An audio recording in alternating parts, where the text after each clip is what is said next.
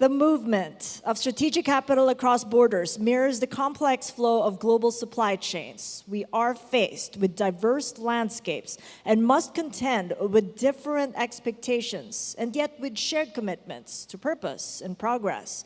In channeling investments from private equity and public initiatives, enterprises are not only financing growth, but also shaping systems that uphold sustainability, inclusivity, and resilience. However, these ambitions now unfold in a world marked by rising geopolitical tensions and shifting trade dynamics that test the stability of global commerce. So the interplay between finance, policy, and enterprise resilience becomes even more critical in navigating these uncertainties. Building on these perspectives, the next session delves into how our organizations can strengthen our supply chains, diversify our strategies, and sustain competitiveness while staying true to our long-term commitments to people and the planet.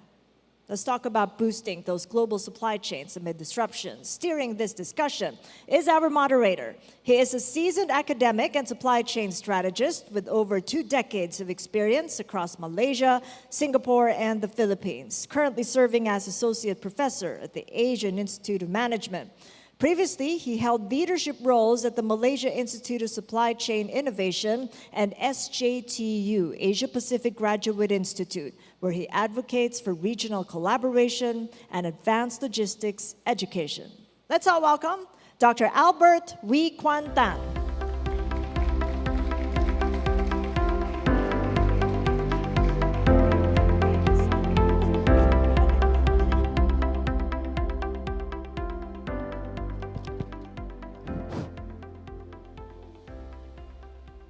Hi, good morning, everyone, and welcome to the panel discussion on navigating into the disruption of the supply chain. Before we start, I want to share with you a real incident that happened a few years ago about the disruption.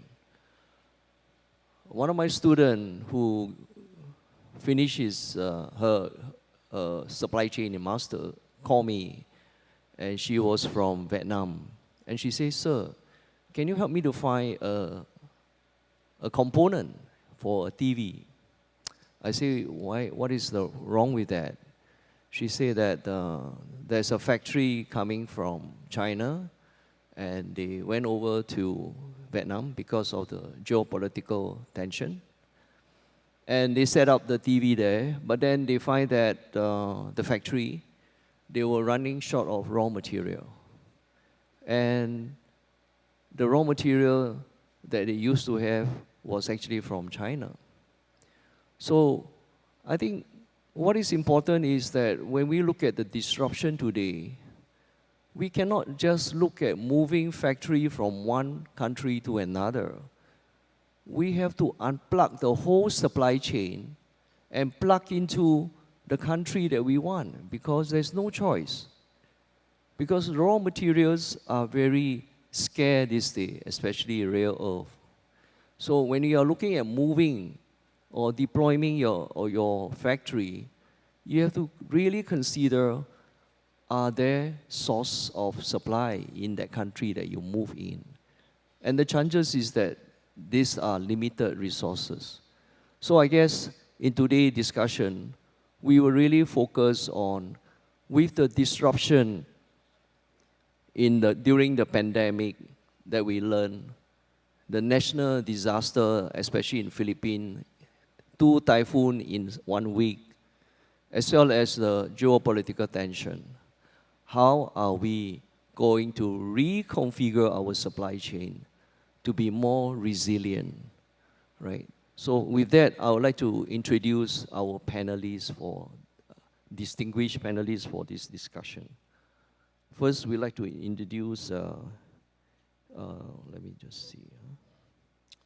Miss Imelda Madarang, who is currently the CEO of Fisher Farm Industry, which is a leading aquaculture processing company and primary provider of farm-raised seafood in the Philippines, exporting high-quality products to over 45 countries. She has extensive experience spanning from corporate leadership, export marketing, trade policy, including her previous role as an assistant secretary for regional operation at the Department of Trade and Industry. And she brings decades of experience in agribusiness and entrepreneurship development. So let's welcome Ms. Amelia. Thank you.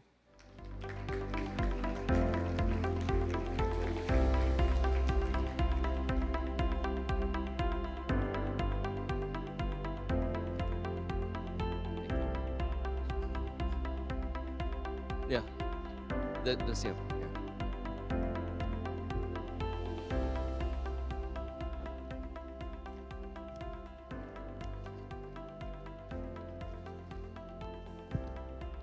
So next is our distinguished panelist. He is from PwC, and he is a seasoned sustainability leader with 25 years of experience working in, with, and for global MNC on their sustainability footprints as well as global supply chain. He provides specialist input to the delivery of sustainable supply chain engagement globally, builds thought leadership for the practice, and work with clients to embed ESG within the strategy and supply chain of some of the largest company in Asia region as well as globally. Let's welcome Mr. Jeremy. Thank you.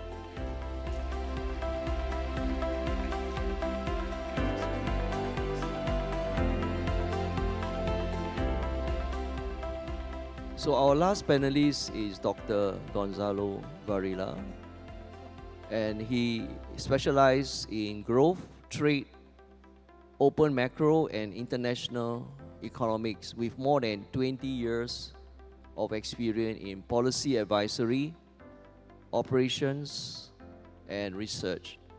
He has worked in vast number of countries across region and income levels, and in public and private sector as well as in international organizations. He's a lead economist and program leader for the propensity team of the World Bank in Philippines, Malaysia, and Brunei. Please join me to welcome Dr. Gonzalo.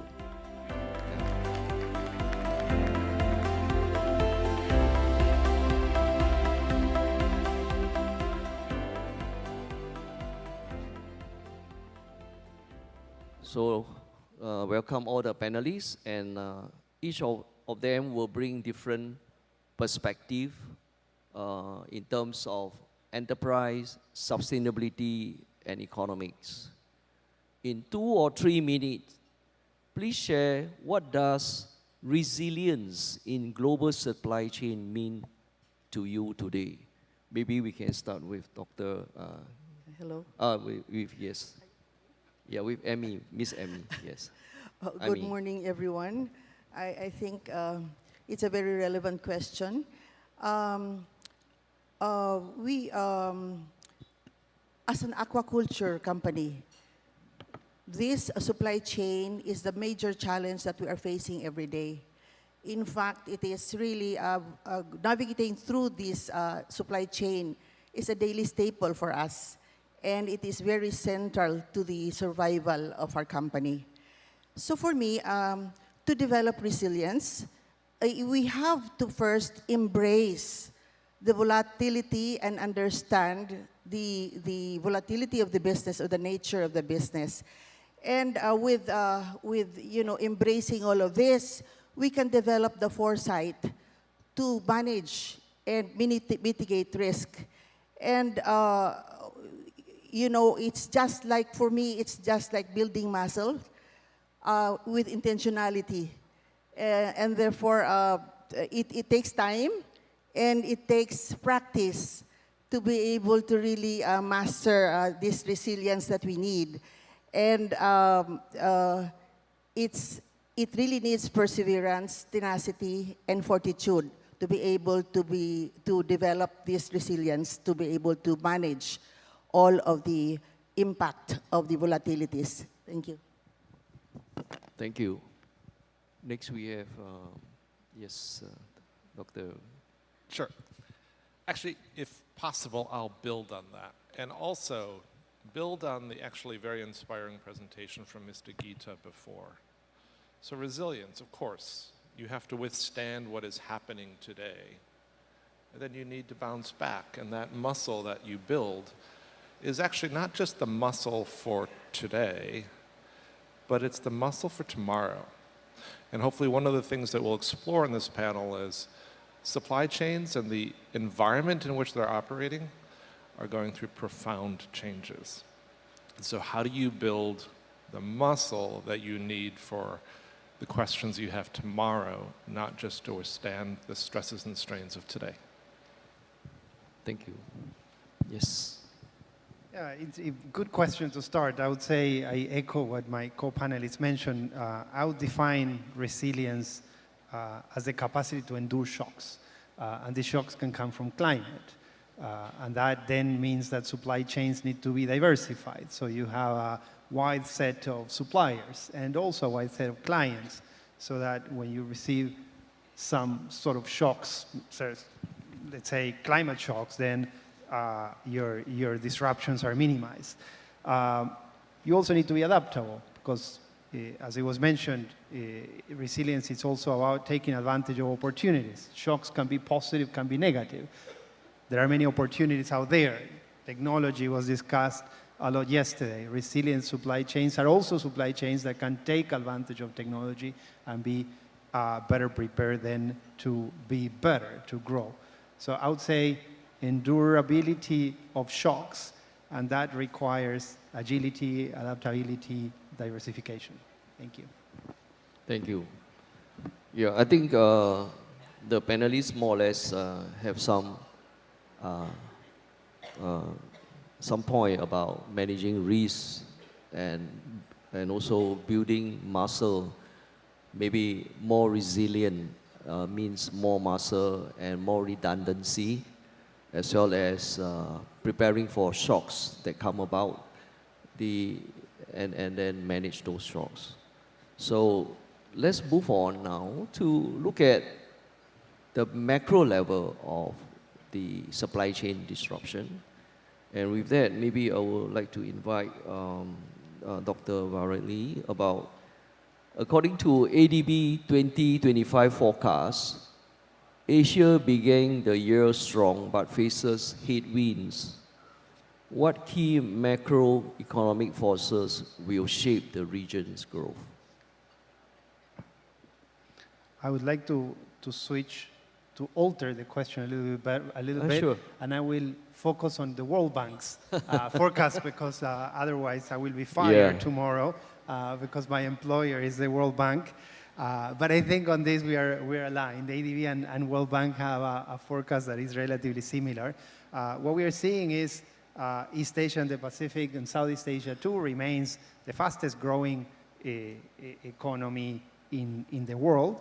But we are also seeing a deceleration. So last year we saw growth in developing Asia at 5% of GDP. That is fast in this world. We're expecting 2025 for growth to decelerate to 4.8 and to decelerate slightly further in 2026. To a large extent, that is due to the deceleration in growth in China.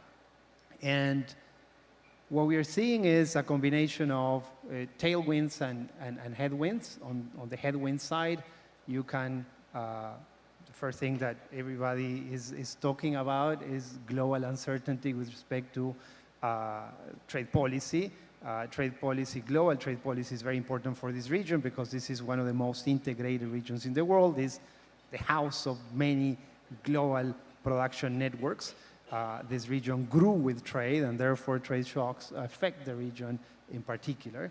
As a consequence of this global uncertainty, we're also seeing a deceleration in global economic activity. So global growth has been decelerating. But on the positive side, I would like to mention three things. So one, is that financial conditions are slightly more benign. Advanced economies have been decreasing interest rates, and that gives an edge for Southeast Asia to attract more capital flow. So there are some interest rate differentials that can help Asia attract capital flows. I would also say that this region has a lot of capacity to reallocate trade towards itself, and that links to what Gita mentioned in his keynote before. ASEAN, for example, trades much less with itself than the European Union does. So there is still capacity, even if we have global trade shocks elsewhere, uncertainty, there is capacity for the region to reallocate more to itself. The region continues growing fast, and so that is a possibility. And we also see domestic reform momentum, particularly in some countries, the Philippines being one, and that can help substantially to endure a more decelerating global economy. Yeah, thank you.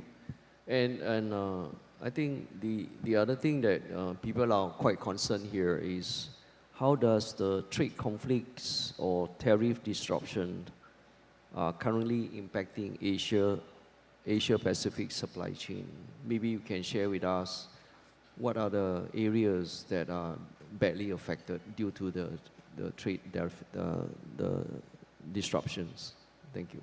Yeah, so as I mentioned before, this is a region that grew on the back of integrating into the global marketplace, on the back of exporting, importing, and receiving foreign direct investment. So a shock that affects the way that machinery worked is going to affect the region. More trade policy uncertainty is a negative shock for this region in particular. But one thing that I want to mention is that if one looks at the last 50 years, the big changes that facilitated global integration, that facilitated globalization, have been more technology than policy. So yes, we have some trade policy decisions globally that are imposing a cost on the region. But if you think about, what increased merchandise trade in the 20th century was the big standard shipping container.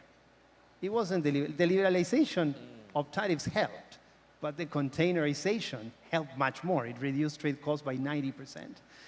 Digital trade boom that we saw the last 20 years, yeah, digital trade agreements helped. But what made the difference was digitalization and digital technologies. So what we see now is challenges on global trade policy, absolutely, but we also see opportunities in technological disruptions that if we take advantage of them, they're going to be a game changer. And the if is a big if. And it's a big if because, I was very inspired by the keynote of Gita before. And I have written some notes that I wanted to mention, and they relate. I will mention 3 things that I think relate on the big if. If we want AI to be a game changer for the region, we need to empower people to be able to gain from it. But do you know how many, in the Philippines, how many Filipino 10-year-olds can understand an age-appropriate text? How many out of 100? 9. 91% of Filipinos age 10 cannot understand an age-appropriate text. We call that learning poverty. Cambodia, similar level. Malaysia, a much higher level of development, is 40% is learning poverty. So 6 out of 10 can understand, but 4 out of 10 cannot. And so if we want to embrace technological disruptions for inclusive development, what we need is capability build up. We need a workforce that can take advantage of that. Fixing the issue of basic foundational skills is crucial. Fortunately, AI can help with that. And we heard from Geraldine that I see her sitting in table 3 on fantastic ideas on how AI can help get education up on par. But we also need energy. It was mentioned before. We need energy, the CEO of NVIDIA mentioned about a week ago in a speech that was retweeted everywhere that China will win the AI race against the US. And he said that because energy costs are so much lower in China. If one thinks about how can you create more capacity, generate more energy at lower costs, competition is a very important factor here in the Philippines. They opened the market for foreign players to come in and invest in renewables, but there are still big challenges on competition. So there are a number of reforms to create more opportunities, in particular, more competition, and to build capabilities, education, foundational particularly, that are going to be crucial for technology to be a game changer and for technology to mitigate the effects that trade policy disruptions globally may be imposing on supply chains. So those are my 2 cents on this. Thank you. Thank you. So you think technology will be one of the driving force in buffering the shocks that is happening? Thank you very much. Next, we go into more on the sustainability and enterprise strategy. For that, I would like to invite Mr. Jeremy. Maybe you can share with us an example where ESG or digital transformation can improve agility and as a result, make the company more sustainable. Please, thanks. Thank you. So as we start thinking and working through resilience, adaptability, we need to put that in context for a small business, for a large business. If we go back just a few years, everybody was facing COVID and the impacts from that. After that, it was Suez and the ability to get product through there. Now it's unpredictable trade. All this will pass. But at the same time, we're actually facing some broader mega trends that are changing how business needs to act with a lens towards sustainability. So, quick question. Put your hand up if you think climate change will impact your life or the lives of your kids within before 2050. Put your hand up. Okay, good. Now, put your hand up as well if you think that forced labor is not good and should be banned. Okay? Okay. On the first one, the EU Green Deal, Europe has said by 2050, by law, it will be carbon neutral.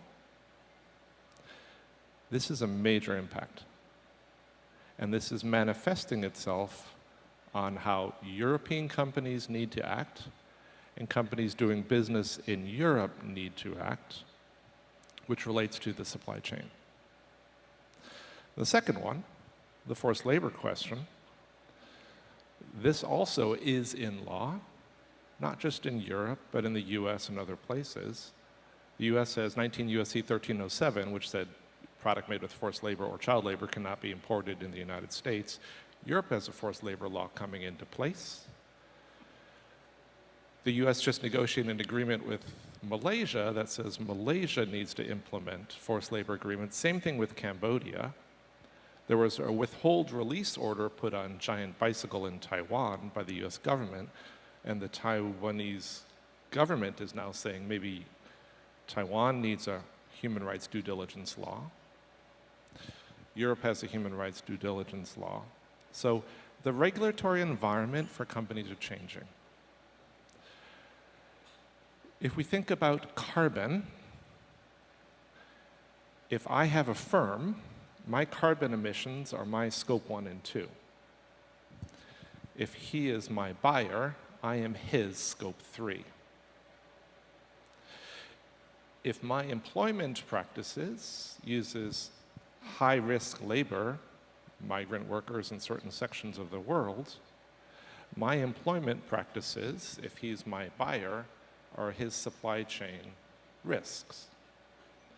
and his supply chain risk may lead to his product not being allowed into the market you're trying to sell it to. So what does this mean, and how do you create value from this? And this goes back to what Mr. Gita was saying, which is what's uncertainty and what's risk? Is forced labor, is climate impacts, uncertainty in your supply chain because you just can't see it, because I don't want to tell him my employment practices? Or is it risk that's mitigated, and I therefore understand his requirements, and I'm a better supplier to him? Last one, what pins all this together? This is the other revolution we're going through, and it's data and traceability. My footprint is increasingly being required to be associated with product. We're getting into the world of digital product passports that will go through to the product he buys from me and he sells to his consumer. Now, if we think about what does the consumer actually want, maybe I'm in a food retail industry selling beef. Do my consumers in Mexico or Japan or the United States care about animal rights? Not all, some do. Do I have the data to support my green claims, my claims that my cows are well treated? Do I have that? Can I associate that? Can I prove that? Can I market to those consumers? Because a lot of this is just the traceability, transparency, it's coming. It's either coming from you or about you. That is necessary to prove what you are selling. And ultimately, what are you selling? How does that meet the needs of your consumers? And that is actually how you create competitive advantage. Two things. One, when you do this, because if you do this once everybody else has it, you're just kind of anteing to the market. But the second one, how do you create value? And there's been this long thing in sustainability and supply chain of consumers should pay more. They generally don't, but they may choose you more. So if your product is branded, marked, proven to be what they want more than that is, they will buy your stuff more than the other one. There's a recent McKinsey study that shows about 8% per year CAGR. That's competitive advantage, and that's how you create value. Thank you. In a recent report from Singapore Airlines, they announced that in 2030, they will start using SAF fuel, sustainable aviation fuel, and they will pass the cost of the additional cost. It's about 10 times more than the typical aviation fuel back to the passenger who is going to take the SIA flight. How do you see this kind of impact as you move toward ESG? The cost to implement also went up, you know. So the question is, how do we balance as a company between going towards more sustainability at the same time without incurring too much cost? Is that a dilemma that you always see when you implement from some of the companies that you have? Yeah. So in one way, looking at sustainable airline fuel is a particularly unique case, right? So, but I would actually point to three things. One is carbon is being priced, right? That is the carbon border adjustment mechanism. And it is uncertain product types, but that will expand over time. So number one, you should be planning on a carbon price in terms of your modeling for the future. Number two, you should be making investments based on those price assumptions. And number three, you need to roll those investments out over time to compete, maybe not on absolute price value, but in comparative price value to others in your industry. So it's not the exact answer of this for that, but look, the longer trends are there. Carbon becomes priced in, you're going to need to invest against it, and how do you turn that into a comparative advantage versus others in your industry? Thank you. So another question is, how can company balance nearshoring and diversification with cost efficiency as well as carbon neutral goal. And then there's a new term called friendshoring. How many of you have heard the word friendshoring? Not offshoring, but friendshoring. Put out your hand. Oh, only one from the audience. Yeah, I also learned it from my student, and he says, sir, you know, nowadays it's not a choice of getting the cheapest supplier by doing outshoring, but you have to look into friendshoring. And then if you Google what friendshoring, it says that you need to pick a country that is an alliance with the USA. So if the USA is not happy with one of those countries, don't ever attempt to outsource to that country. That is the meaning of friendshoring. So let me get back to Jeremy. Well, this comes back to that strategic tension that Mr. Gita talked about earlier. And that strategic tension is playing itself out in words like friendshoring relationships, kind of where do you put your supply chain? Is it offshore? Is it onshore? You return it, where and how and why? In a world of increasing complexity, increasing needs for suppliers to manage your expectations, and less choice. The world isn't quite the same as it was 30 years ago. So how do you compete for those suppliers? And then what industry are you in? If you're in a defense-related industry, the friendshoring question, absolutely fundamental. Of course it is, right? And you need to know where these flows are going to, where and how, and what role do you play in those. So again, it's a complex question where the one other bit to throw in is the broader trade questions that we have going on. And some of them are, you know, I would argue that the system that we've been living under the last 50 years is fundamentally changing. And it's changing in ways often associated with perceptions of fairness. And what is transformation where? What is made in country X where, with what technology? What amount of transformation allows you to say that? I think all those questions are up for discussion again over the next 5 to 10 years. And so as you're thinking strategically about a value chain, there used to be the whole question of everybody moved production into China, then it became China plus one, then it became China plus two. Basically, is how do you build a resilient supply chain that will be able to adapt with you as we go through all these changes? Thank you. Thank you. And now we move on to industry and exporting perspective. And with that, I would like to ask question with Miss Amy. Yeah. As a aquaculture exporter, what example can you share on the impact of tariff have disrupted your operation and your pricing strategy? Good morning. I'm here to provide a grounding, especially in the context of the Philippines. In the Philippines, as you know, small enterprises actually dominate.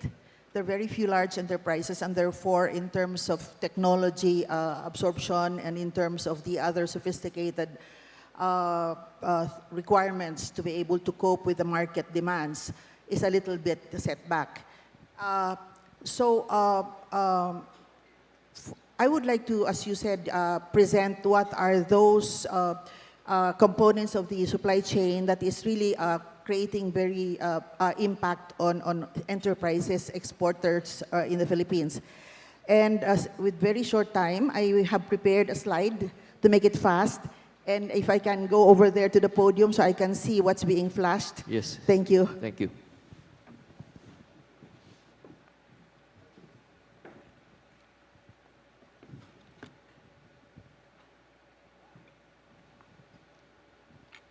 As an aquaculture exporter, tariffs and protectionist policies have caused significant disruptions of operations and pricing, of course. And however, non-tariff measures these days are even more pervasive and complex, leading to high operational costs and major supply chain disruptions. These are often used to raise market access standards, related to consumer health and safety, environmental protection, and product quality in export markets, making entry almost accessible. I think one of the basic problems is that different countries, different regions would have different levels of development, and therefore concerns and priorities differ very much. While, let's say, in countries like the Philippines, small companies are still struggling with food safety and quality. The other countries, especially Europe, is already up there, more concerned about sustainability, about animal welfare, about environmental protection, and so on and so forth. In the midst of technology revolution, these are things that while others are still basic, the framework is really basic, we have to contend if we are exporting to certain concerns that are really, not very much concerned in the local setting. So the first is really the sanitary and phytosanitary measures, the stringent food safety standards enforced for public health, increase operational compliance cost in production, reduction in production, and meeting the evolving, varying international standard requires significant effort and resources from the Philippines exporter. Specific challenges in international trade include navigating complex, diverse, and varied SPS standards and customs regulations. Each country has a unique customs tax and import-export regulations, creating a complex compliance landscape. This is one of the major problems because we have to deal with very varied standards, varied regulations from different countries, and so small enterprises are having difficulty navigating through this complexity. Sanitary and phytosanitary measures involve stringent food safety standards enforced for public health, such as this related chemical residue, quality assurance monitoring, and biosecurity in key markets like EU, Japan, and the USA. In fact, in Europe, for example, recently, they have changed or added additional requirements as far as residue monitoring is concerned, where before, each country, before entry, is required to produce a residue monitoring program.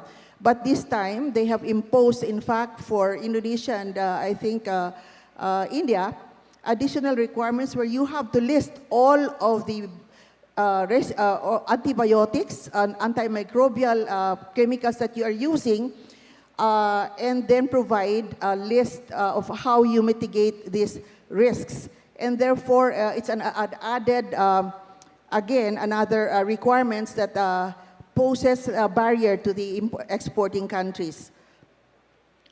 Technical barriers to trade involve varying product standards for labeling, packaging, and testing or inspection processes that differ from international norms. So you can just imagine that labeling mandatories are very critical, and that is what's very difficult because first, the local companies will have to have two sets of packaging materials, one for the domestic and one for exports. Where exports, there are a lot of new things that you have to put in there, such as even not only the usual product descriptions, net weights, and ingredients lists, and all of the other factors there, but even cooking instructions or even storage instructions. I remember that one whole container was returned because of one missing two-word phrase, keep frozen.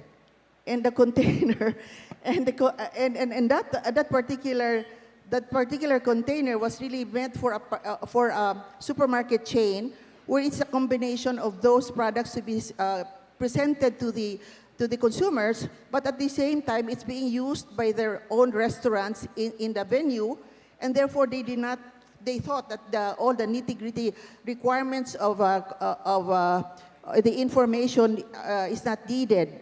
But unfortunately, it was sent back because of two phrases, which is keep frozen. Again, also traceability requirements is really very difficult in the sense that It requires stronger vertical linkages and coordinations with third-party logistics and local farms to capture and transmit real-time data, which is a major constraint to the overall Philippine Shrimp Company. Specific example is when you harvest your shrimps or your fish from ponds, it's normally done at midnight. And when you start delivering this produce to the markets or to the processing companies, there is still no body in the office to provide all the documents that would come with your deliveries. So there's so many things that I think the rules and regulations or the implementation is not in sync with the realities of the whole supply chain. Logistics and distribution is also a major issue. Excessive domestic freight costs in the Philippines are often higher than international freight costs. You see, the Philippines is not a bulk exporter, and even in terms of importation, it's small compared to that of Singapore or some other countries. And therefore, there's always the issue of we don't get the mother ship. We only get feeder ships because the mother ships are actually docked in major ports, and they send feeder ships to pick up our goods, and they're brought to the transit points or transit points where they are actually loaded there. And that is the whole problem, because there you get bump off, or again, there are a lot of delays that will actually really have an impact on your service delivery because of the delays that are actually related to the queuing of containers. And the ports also have their own problems of the weather. They have also the equipment that may not be sufficient enough. They have all of the maybe some problems with their own labor, and so many things happen. And all of this is really poses a big problem for exporters because of the again, it actually erodes the competitiveness if you are not able to sustain your high service level. And of course, it is really, all of this will threaten the integrity of the cold chain, particularly because seafood is frozen, and actually, it actually affects the product quality. And therefore, again, it involves cost, because then you'll have to return, or you get rejections, or even your own customers will not accept the compromised product that you are sending to them. There are, and of course,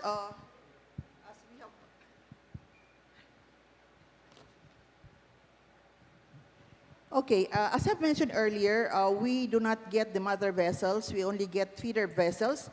And in the transshipment points, there are a lot of delays. For example, where before, containers would be shipped in 35 to Europe in 30 to 35 days. It now takes about 75 days to get your container to the ports in Europe. So again, this one will impact on your cash flow, and your service levels. And in fact, you're not even sure if in fact it gets there on time. The other bottleneck is that there's a rerouting issue at this point in time because of the sudden carrier changes or diversions, which add costs because of the avoidance of some usual traditional routes, such as the one that is really now having problems with security. So that means that they are avoiding these routes, and therefore it takes them long time to really reach the destinations. The other I think I don't have enough time. So do you have the impact on competitiveness? I think you all understand that. So maybe from here, I would like to open. Thank you. Thank you very much for your presentation on the perspective from the industry. And I guess now we would like to have more open discussion among the panelists. One of the questions that came out was a very interesting question. What specific metrics or KPIs should we use to measure supply chain resilience? And what are the effective mitigation strategy? Any of the panelists are welcome to answer that question. How do you measure supply chain resilience? So perhaps the most straightforward way of thinking about this is how diversified the supply chain is, or how vulnerable it is to one particular part of it. So if you think about, I think if you think about the technological supply chains, right? How diversified is the production of semiconductors that are key for certain sectors. So if you have that, if you have that diversification widespread, then you can switch suppliers if there is a shock, and then you're going to say that that supply chain is more resilient, right? The opposite is of course true. So I think diversification is a crucial element, and you can think about that for a different set of risks. Some risks can be geopolitical, some risks can be climate, some risks can be just something else. So diversification, I would say, key indicator. Thank you. Any other? How about Jeremy? Jeremy, yes. I think there'd be three questions. And one is, what is the risk that you're trying to mitigate and understand? There is physical risk in supply chain. We see it with typhoons. How will that impact your supply chain? So one KPI could be kind of a mapping of highest value profit, however you want to term that, supply chain. Do you even know where the supply chain is? Do you know what risks that you are facing? Second risk happened to large automobile manufacturer trying to ship product to the United States. Componentry and the sourcing of that componentry and exposure to things like forced labor or chemicals or other particular types of risks that you are facing. Because if you don't know your supply chain and you don't know the risks, it doesn't really matter what you're doing to undertake to mitigate those risks. And the last one, once you start adding A, a map, B, kind of interconnections, and C, risk types on top of that, it becomes relatively clear to say, okay, resilience, kind of weather-related storm and heat risk. I'm in the garment sector, and I have a lot of production in the next location. Yeah, we're going to be facing that. And if that industry is going to be facing impacts associated with 5 to 10% of total productivity due to heat in particular, well, it's going to impact me. So what are my choices? And no, not everybody can leave a sourcing region. And that allows you to then think about, how do you think about risk to yourself, meaning product from the supply chain, risk to your suppliers in the supply chain, and actually those suppliers have workers and communities and roads and ports and everything else, the risk around your supply chain. Once you start working through those, you'll find the solutions, and that'll give you the KPIs and what you need to actually start counting and measuring. Thank you. Yes, I need. Yeah. On a more micro yeah. perspective, Sure. how do you integrate supply resilience in your whole company to be able to mitigate the risks and actually harness the opportunities? For us, we actually embed in our standard procedures and processes the compliance to market access issues, which are really overwhelming. We embed that as part of the values, culture. And aside from that, we also use a lot of the certifications available in the market as access to these markets. The certifications may be expensive, but it actually acts as a shield, and at the same time, it's a key to opening markets. So while it's expensive, we don't have a choice, but we just really have to come up with these certifications. But then it is not going to be something that is a burden. If you embed it in your system, it really goes as as part of your costs. Thank you. A few years ago, I'm a few researcher. We also did research on how to build resilience in the supply chain during the COVID-19 pandemic. And 3 trends came out during the discussion with the interviewees. One is company during the pandemic are moving from JIT to JIC. JIT during pandemic is just in trouble. So they have to move into JIC just in case. So they have to really build a lot of buffer. The second thing that they do is to decentralize their operation, because when a warehouse is locked down, you cannot move anything in and out of the warehouse. So the strategy is to really split out all the warehouses so that they have more flexibility. And the last one is multi-sourcing. And most of the time it is about nearshoring because of the customs and delay, right? So the next question we have is, what is the trend to de-risk the supply chain? Just protectionism in disguise. Anyone like to take out this question? Yeah. Can you please repeat the questions? There. There. Yeah. Can I go?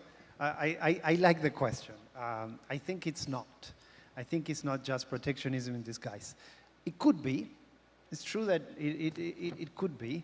But if one thinks, last Friday we had a fantastic panel on industrial policy in the Philippine Economic Society with Professor Varela there.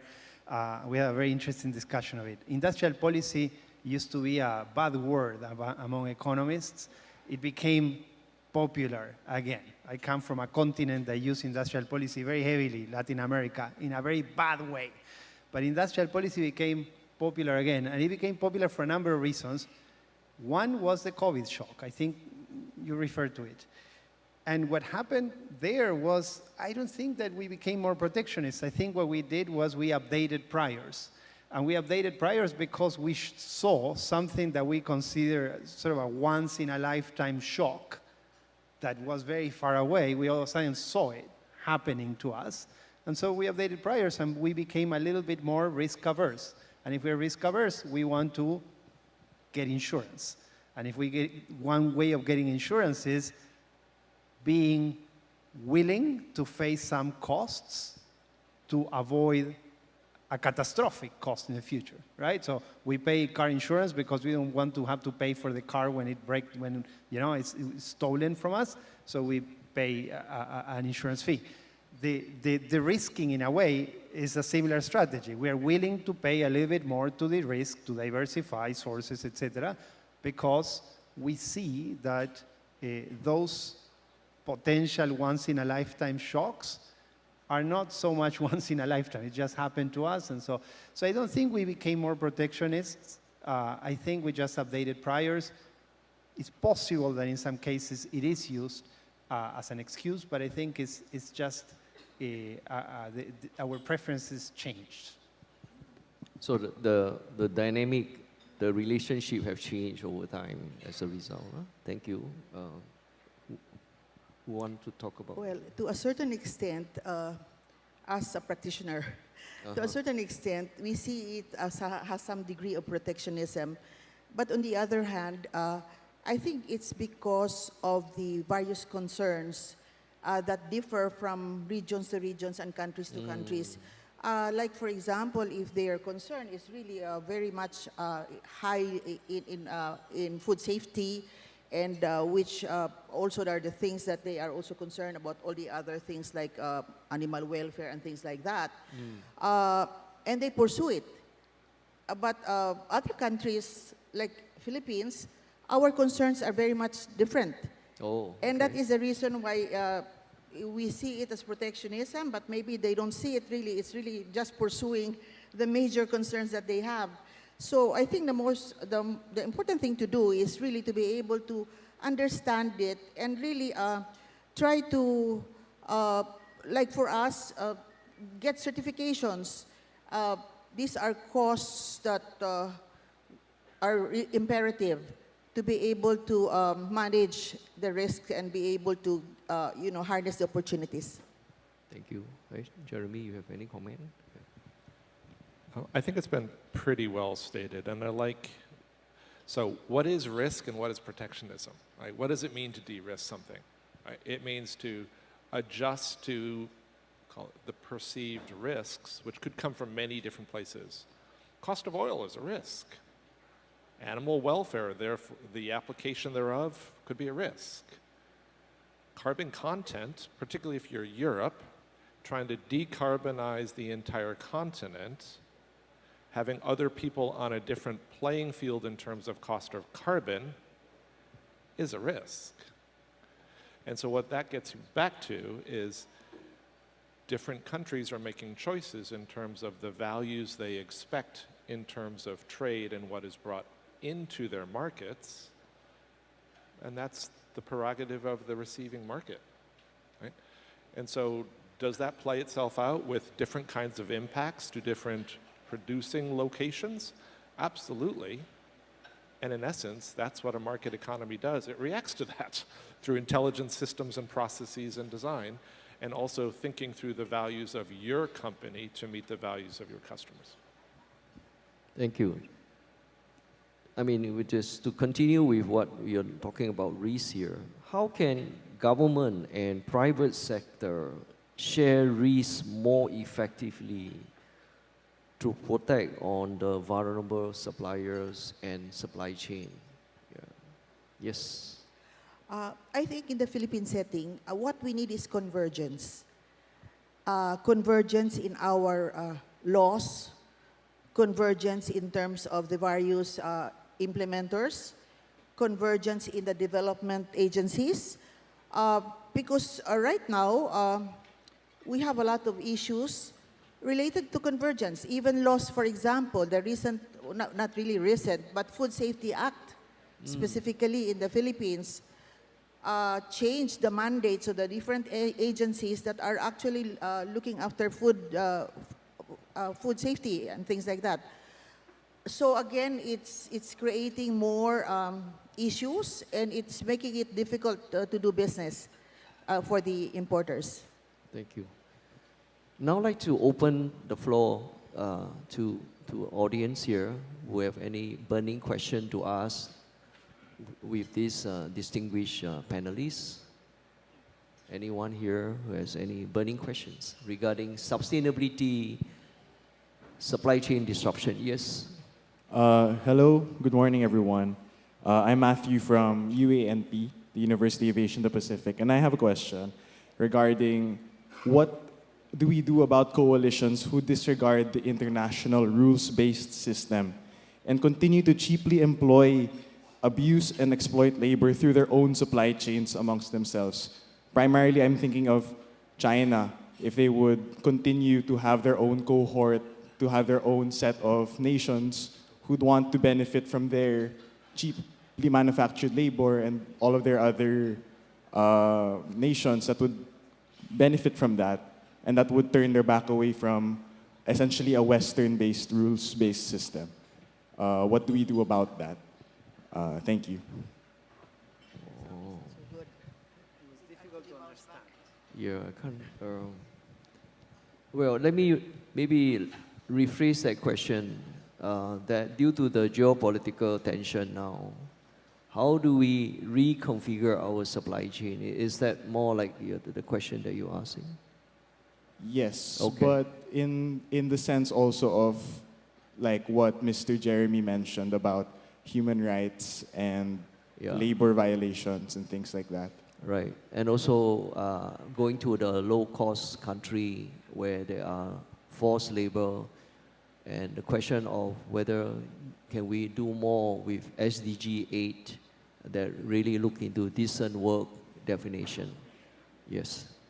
Any one of you like to?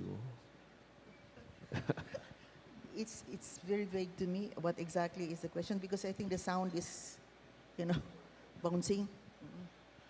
I can take a start and maybe we can build on that. So, okay, the world's changing.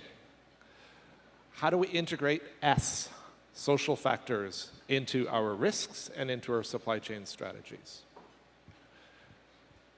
Maybe 3 bits. I started my career off at Nike. I was Nike's labor practice manager in Vietnam in the late 1990s, when there were a couple of important words in the Nike lexicology. One was Michael Jordan, and the other one was child labor, right? How do we work through that?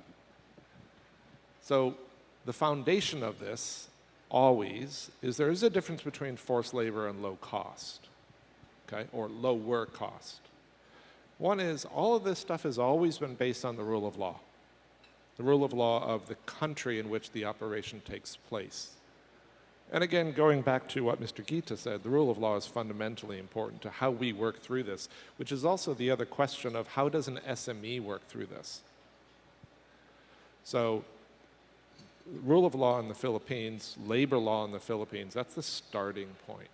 Labor law in China, that's the starting point. You do have some larger political discussions regarding definitions of forced labor through certain geographies, but we're not going to talk about that right now. And that then allows you to start understanding in terms of risk, value, and values, which are fundamentally important to how you do business. At the start, you are representing your brand, and I do think in terms of brands, to a customer. That customer could be a government entity in Sweden, public procurement, that is asking and that's buying materials, resources for, I don't know, solar, electrification, et cetera, where in their procurement processes, those questions are starting to show up regarding due diligence in your value chain. So, 1, values, expectations, and understanding. 2, mapping and understanding of the actual value chain, and then using a risk-based approach to work through that, because you can't solve everything everywhere all the time immediately. Where are those most important issues kind of stemming? And how do you work through those? Nothing's going to change immediately overnight, the whole thing. But you can put spin on the ball. You can try to figure out where you're going to go to and how you incentivize certain behavior. And that does take time, it does take energy and resources, but that's also what gives you the knowledge to create the value that I was trying to talk about before. So I'm not sure if I exactly answered the question, but maybe that's a starting point. Thank you. One more question? Yes. So hello, my name is Trisha. I'm from De La Salle University, Manila. And so my question is, earlier you mentioned something about decentralization. And I agree, I think it's great. I think it really gives us more flexibility to work around when disruptions happen. But of course, with decentralization, there are also risks. It would be maybe harder to coordinate. There may be more problems with transparency and accountability since there would be more parties that we would have to coordinate all together. And in the talks of decentralization, blockchain is usually associated with that when we talk about technologies and how to address the risks that are involved with decentralization. So my question is blockchain something that you really discuss already currently when we talk about strategies moving forward, or are we not prepared for that yet? Do we see a future where we already have the infrastructure for that kind of solution? The sound is, I can't follow the questions. So complexity could lead to more risk because lots more going on. how do you count and use technology, and particularly blockchain, to manage through that? That's what I understood, correct? Yes, we'll go with that, okay? So I'm going to give you two words, or two concepts. The first one is collaborative ecosystems. So when you're not going to fragment, you're going to fragment into nodes of value creation. Right? It's not just everything randomly everywhere, because inputs are still consolidated. Right? There's not too many places you can get the chemical precursors that you need. There's not too many places you can get the shrimp you need. Okay? So from that, how do you think about resilience, and how do you think about nodes of value creation around that? And so the second question then becomes, how do you work through that in digital and technology? Looking to the future, digital product passports are coming. They're already here in some aspects in terms of batteries. Next is going to be garment and textile, and the EU has said they're going to do more. So how do you capture data about that? Is blockchain a tool? Is a digital platform a tool? Yes, but. And the old question of garbage in, garbage out. Blockchain it's a lockbox. You put data in, you lock it up, and you know it's there. If you put the wrong data in, it's still the wrong data in there. So how do we work through garbage in, garbage out, validation and assurance of the information that's coming from your value chain, because why would you believe it? I had a lot of people when I was at Nike, a lot of factories telling me a lot of stuff that wasn't always exactly true. So the whole question then came back to, from our side, trust but validate. What's in the blockchain? Why would we understand that? Why would we believe it? And can we build our risk models and what we're telling our governments, particularly when it comes to customs clearances, based on the data you're providing me, where if I'm saying that to the government, I have risk, how am I going to believe that? Those are the questions that we need to resolve. It's going to take a while to work through that. Okay. Thank you. I think what Jeremy emphasized a lot is about supply chain visibility. What is coming in, what is going out, so that when there's any disruption, you know where to look for alternate solution. Yeah, we only have time for one last question. Table 18, nice number, thank you.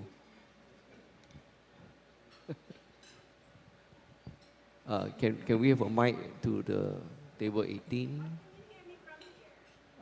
It's better with a mic, yeah. Because of the disruption, huh? Yeah. Yeah, it's better with a mic. Well, I'm here to listen to you. I'll be asking this question wearing two hats, as a Vice President of the Italian Chamber and also as one of the cohort of the International Business Law. For Sir Jeremy and Dr. Varela, and towards the end, the recipient are the business entity. Is there now a roadmap or a call to action to be able to open an integrity chain shield? So what do I mean by that is there will be a repository wherein this institution will be part of an integrity chain on a proactive approach. Like me, and an inbound and outbound, prior any transactions that I will do, there will be in the integrity chain that will counter-check everything of my transaction, either inbound or outbound of the Philippines, and to capture the global market. So that when I ship it, listening to Ma'am Madarang a while ago, it will be lessons the challenges that will be faced once it's arrived in the final destination. So the question is, will there be from the World Bank, from the Price Water chain, that part of the ESG is to look into opening an integrity chain shield where everything is check, counter-check, and if there's a problem, there will be people on the ground to do the redress. Thank you. So Yes, it's a thank very you. interesting question. I would say, from the point of view of the World Bank, I believe there is an integrity chain, as you called it, in the sense that we have an open information policy in the sense that when we finance projects, we have a clear traceability of funds, where they go, who benefits and who doesn't, and that is of access to all the key stakeholders. So that's from the point of view of the World Bank. I would like to add also that this is an interesting question, and I find it interesting because I think technology allows us to have this sort of integrity chain repositories, but I think technology can also preclude us from having it. So technology could be an enabler or a disabler. You can think of, for example, the way Bitcoin operates. It's fantastic. It's a fantastic opportunity for criminals to move funds without trace. But that technology can also help. So technology itself can help or cannot, and it depends on how it is used. In my organization in particular, I already answered in the first part. We have full traceability. We commit to transparency and open information. But it's key to have this. I just want to mention the Philippines, for example, through the new Public Procurement Act. This sort of derails a little bit from the supply chain, but it's relevant because it relates to a question.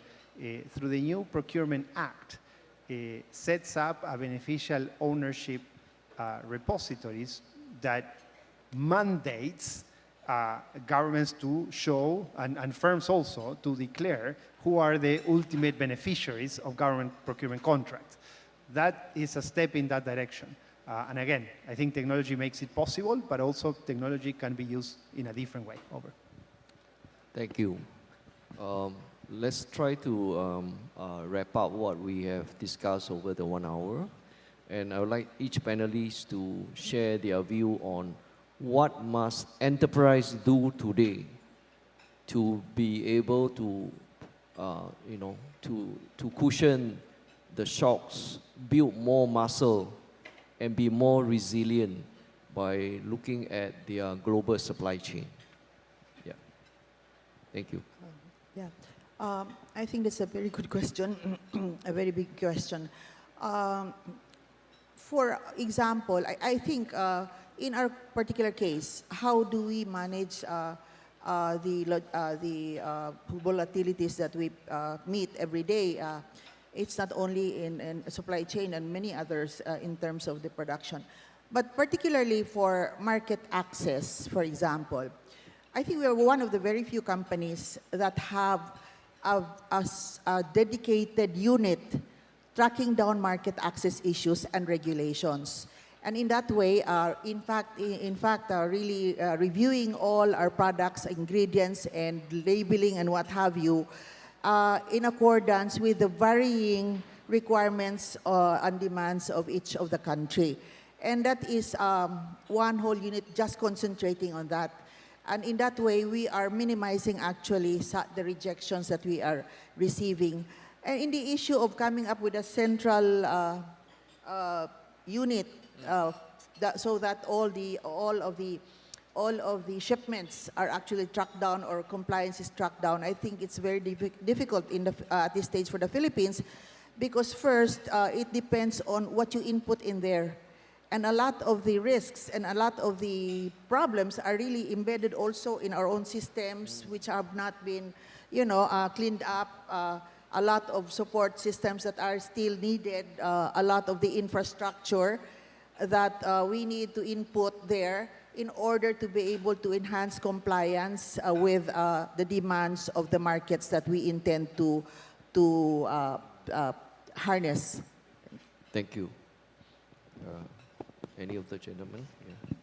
Yeah. In one line, I think firms need to actively demand reforms from governments to make markets more competitive and to make technology adoption feasible. And that is going to be something that is going to help them being more resilient. I think they also need to hire, and this is part of the previous one, they need to hire competent managers. managerial capabilities are crucial for the resiliency of value chains. And perhaps just to say the last thing, hire competent managers potentially from AIM. You will like that. So, Thank you very much for the comment. Thank you. Thank you. Hey, Jeremy. Sure, maybe doubling down on AIM and management. All change has risk. Do you approach that in terms of risk and risk minimization? And usually companies buy the least amount of insurance you need. But all change has opportunity. Do you actually know where that opportunity sits? And can you invest against it? So that's my last bit. Thank you. Thank you. Thank you. And I'd like to thank you for all our panelists and the audience. As we navigate uncertainty, today's discussion really remind us that resilience is not action that we have to do on a daily basis, but rather we should build as a design to reconfigure our supply chain as and when the dynamic and the risk changes. Thank you very much for your time, and I'll now end our session. Thank you very much.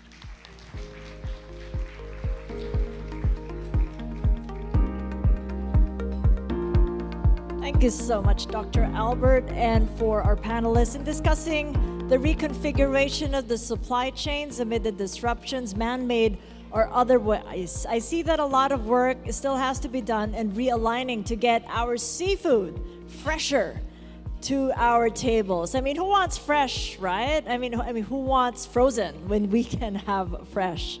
So that's really all about supply chain resilience, yummier sushis on your tables. I see that you're having your snack right now.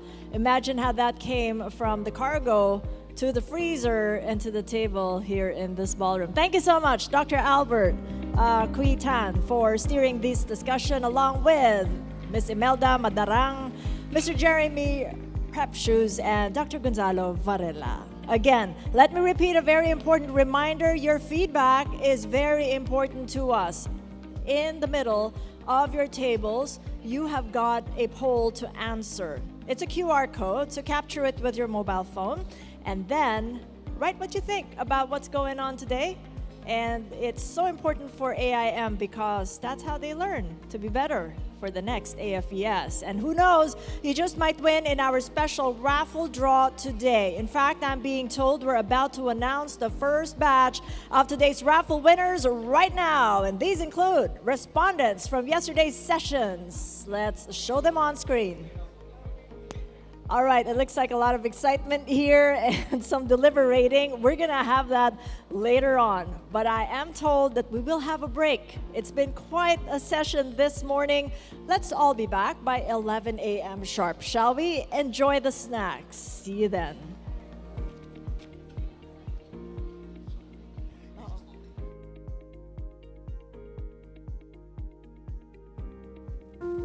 Welcome to this year's AFES, the Asian Forum on Enterprise for Society.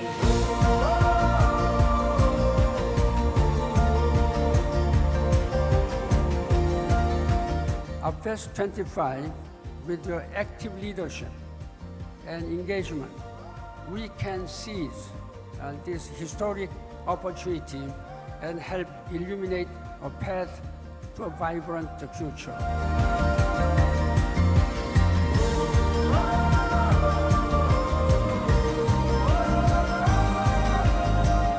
Let us work together to realize a better world.